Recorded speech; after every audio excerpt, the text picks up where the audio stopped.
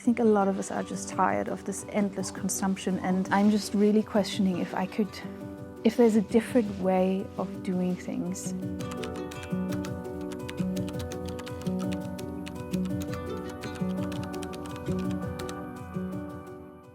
Honestly, today is one of those days where I'm not entirely sure if I even want to overcome my imposter syndrome, and I'm questioning why I'm doing this.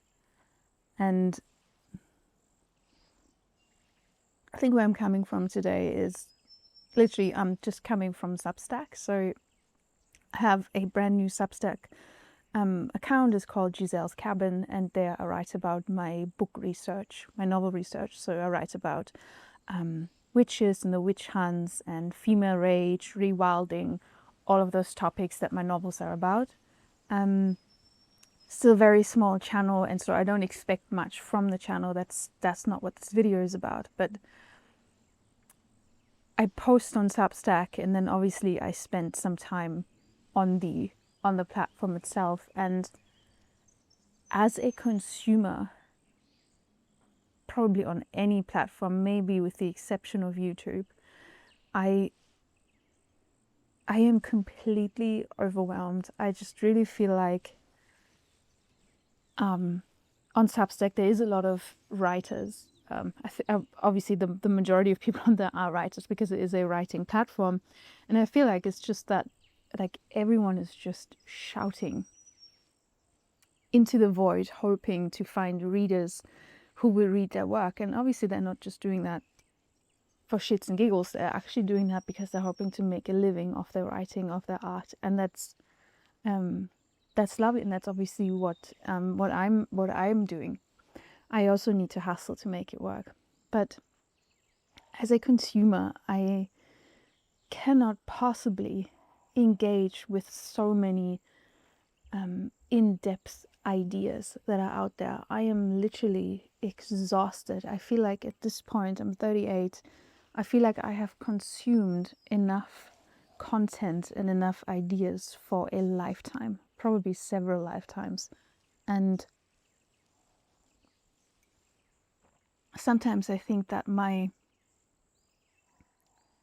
struggle, my being more quiet, and my really questioning what I put out into the world comes from this place of overwhelm that I feel as a consumer. And so naturally, as a creator of things, I don't want to add even more stuff to the noise. And so I really think that as I know that as a consumer, I have become so much more selective about the things I consume. And it is because if I don't, and I have made that mistake, I still make that mistake a lot.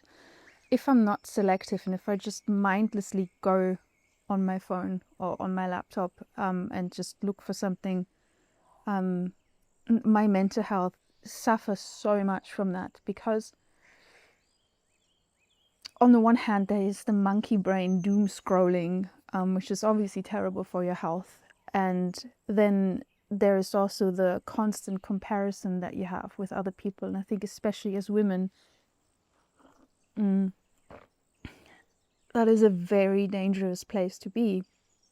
So you have that, you have the monkey brain doom scroll, you have the comparison. And the third thing that's happening is that terrible overwhelm that I'm feeling, where it's not just mindless entertainment that's out there.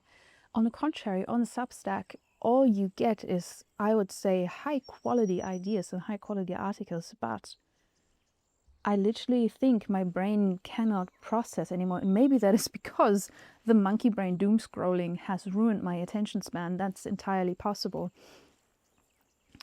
But this all ties back into what I've been saying in the recent videos, that I've had enough. Do you feel that? Do you also get that sometimes? Like, I don't want to participate in this hustle culture anymore. And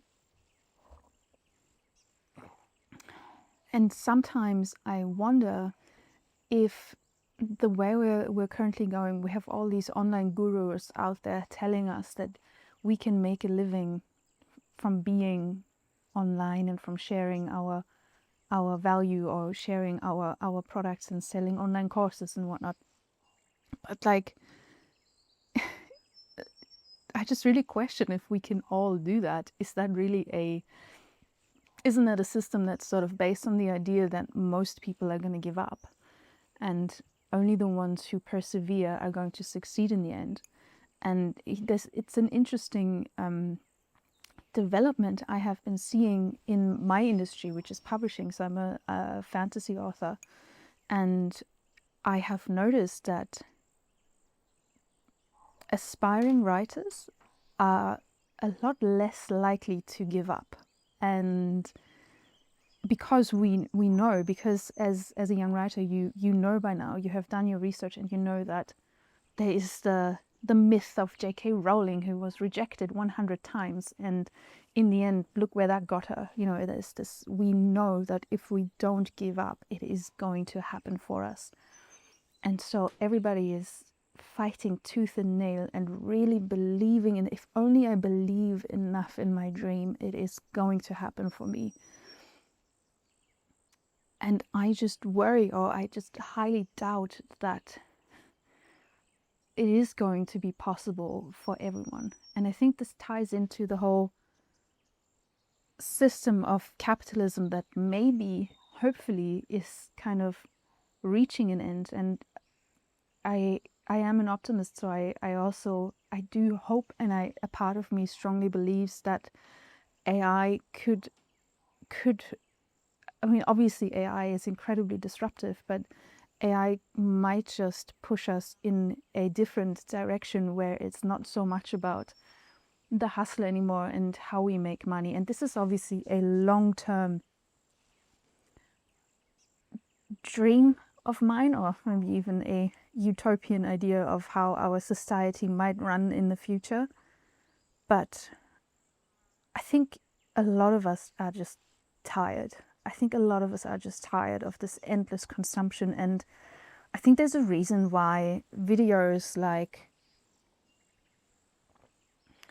about how to quit doom scrolling are doing incredibly well, because we are collectively over it, and we know that these habits, that these social media apps are bad for us, for our mental health. And so I just really wonder where it's going to go in the future. And I would just really like to know from you if I'm the only one who feels this way, that I really don't want to make a living anymore. I just want to make a life. I don't my goals and my dreams have entirely shifted over the last few months, where I just honestly feel like the dream career, for me at least, does not exist. And I don't know, there's a part, this might sound like sad in a way, but I'm really not sad about it. I mean, right now I'm coming to you from a place of overwhelm, where I just feel like I have been going through Substack for the last hour, trying to save all the articles and catch up on my reading, and really, like, at the same time try to, you know, promote my article. And at some point I was just like, what am I even doing here? But I am, in general, I am so grateful that certain things haven't worked out for me, because I think it has led me here. It has led me to a better place, and it has led me to prioritize living with less and spending more time out in nature, focusing on my mental health and also my physical health.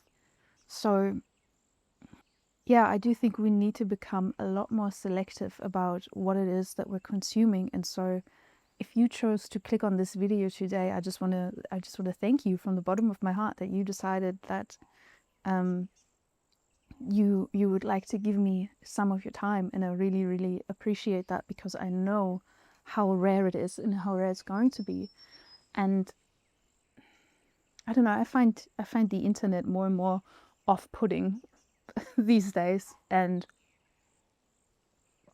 kind of the one place that is currently healing me is YouTube. So as an author, I have spent, as a self-published author, I have spent the majority of the last 12 months marketing my books on social media, with some success for sure.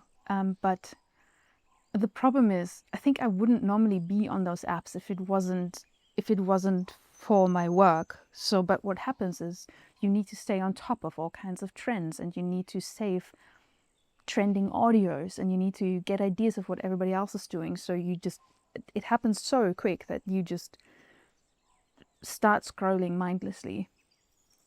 And so I was never able to differentiate between what is work. I'm doing this for work right now, and then I always get sucked into something, and that's obviously how these apps are designed and how these algorithms work. But so I have recently gone viral with different posts, one on TikTok and then one on Instagram. And I think it took this going viral for me to realize that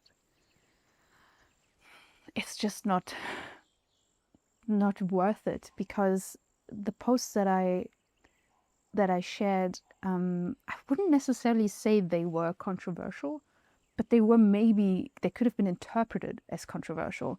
And so suddenly I had all these eyeballs on me, and you get all these people in the comments that are just there to spread hate and anger, and obviously that's how these apps work.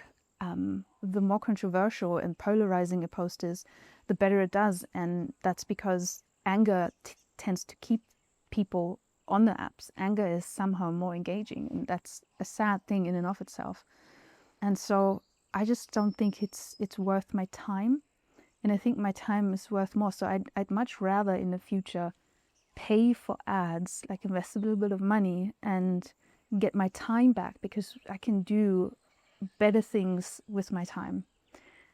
That's sort of where I'm at. But I do think YouTube is one of the better places to spend your time on, and that's because of the long form content. I am a maker of books, and books in and of themselves are long form. So when you're on YouTube, you're encountering people who are in an entirely different mindset than the Instagram, TikTok, monkey brain mindset, where it's just all you get is not even 10 seconds. You get like a second or two, and you need to hook people with this short form content really, really quickly. And that's something I've just never been good at doing. But on YouTube, I think it's a lot harder to pull people in at first. But then as soon as people are willing to go to full screen mode, you have someone's attention. Podcasts work in the same way. So Pinterest, in a way, also works in the same way. People are in a different mindset when they go to Pinterest.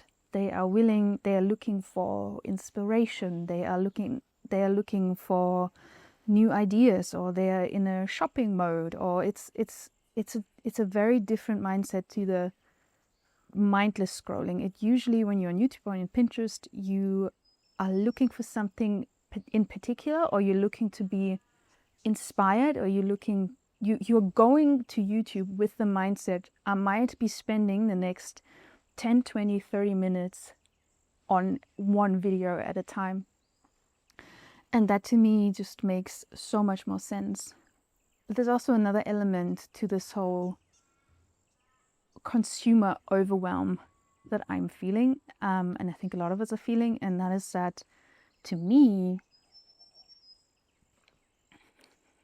two thoughts I have to remember. The first thought is that I find it more and more intriguing to look at the real world for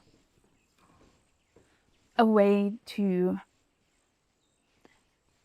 share my value, my services, my stories, or it doesn't even have to be related to the books that I'm selling, but I'm really starting to think, what can I do in the real world, in my community here? How can I be of service here sometimes, honestly, it's more appealing to me to start working as a barista in a coffee shop.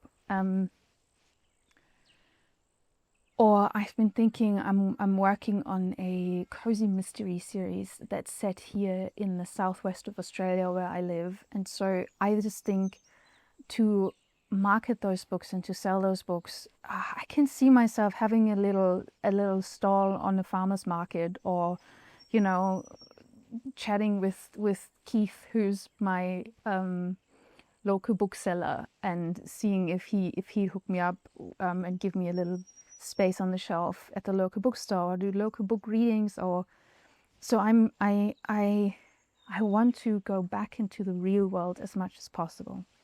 And so and the second thought I have is related to the internet, but I just want to, as a creator, I do hate that word, but as a storyteller, I prefer storyteller. So as a storyteller on the internet, I'm becoming really mindful of what I'm putting out. And so I want to put out the same stuff that I enjoy consuming. And so that is very slow content that makes me feel good afterwards. I do not want to be controversial just for clicks and likes and comments. I want to, leave the world, and especially the online world, like a bit of a better place. And I want viewers and I want my readers to walk away from my work feeling calm, feeling, I don't know, not, maybe inspired.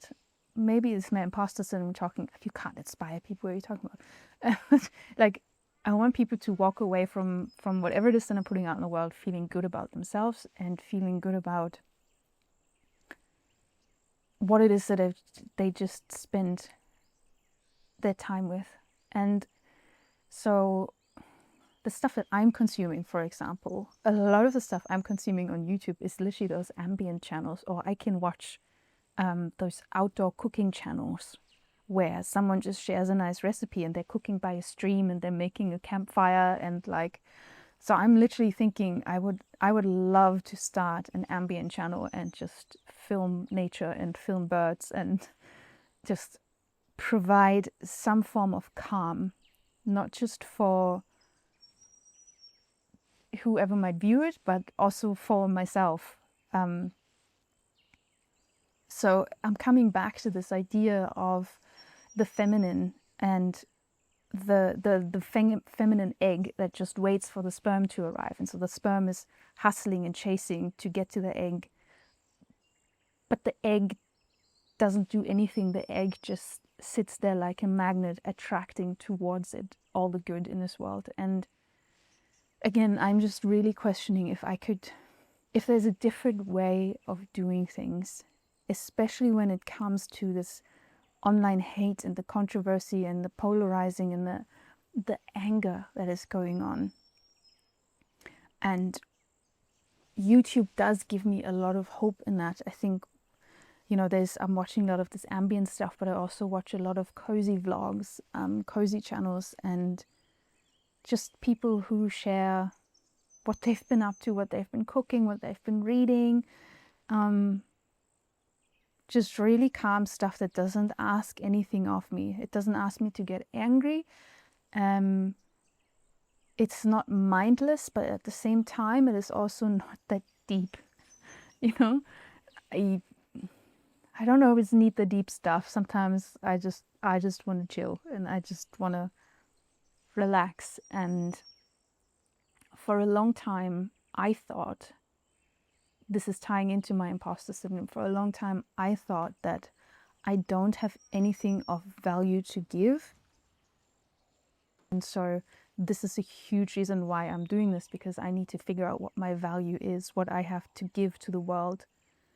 And for a long time I thought that value meant being an expert on something, sharing knowledge, sharing how to get rich, or how to have a better relationship with your kids, or I don't know, or like full on value. But here's the interesting thing, in times of AI, I also think these quote-unquote experts are going to have a really hard time, because you can just ask AI most of these questions and it will come up with a tailored answer, you know, tailored to you. And so I am rethinking what value is, because value can also just be entertainment. Look at the biggest YouTuber in the world, Mr. Beast. Not that I watch him, but you know, all he does is mindless entertainment. And that's I don't exactly want to do mindless entertainment, but there is a lot of value in making someone feel good and calm in a world that spins so incredibly fast, and in a world where bad news sell the best, and where there is just constant overwhelm. Can I create a space for you and for me that is just chilled, that is just calm, where we can just hang out together and practice not making a living, but making a life? And I guess that's just something I'm working on. Yeah, I think that's where I'm gonna leave it today. That is where this challenge seems to be headed. That I defined for myself what value I actually bring to the table, and what value actually, the word value actually means. Let me know in the comments what you think about this, and if you feel overwhelmed. I'm sure you do. And if you think we could get away with being the magnet and not hustling anymore. Until tomorrow. Millennials are the generation that is in charge and is going to shape this world going forward. And sometimes people, the media, whoever, they want to make us believe that we don't care about anything and we just shop on TMU and we just doom scroll. We don't. We have values and we care.